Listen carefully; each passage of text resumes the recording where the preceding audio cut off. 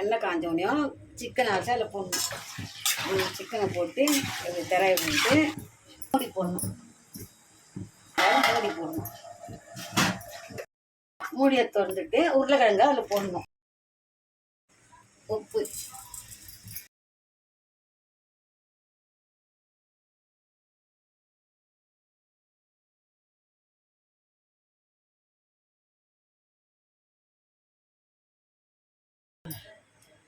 கரம் மசாலா போட்டு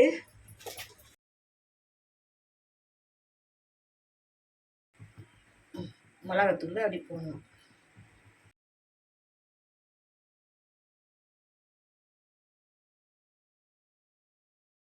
மூடி போடணும்.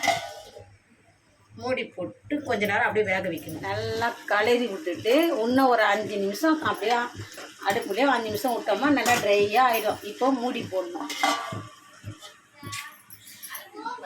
மூடி திறக்கணும். இந்த ட்ரை ஆகிடுச்சு பத்தியா. நல்லா தக்காளி வெங்காயம் எல்லாமே இப்போ தான் செஞ்சு முடிச்சாச்சு. இப்போ சாப்பிட போகிறோம். சாப்பிட்டு முடிச்சோடனே சொல்கிறேன். லைக் பண்ணுங்கள் எங்களுக்கு.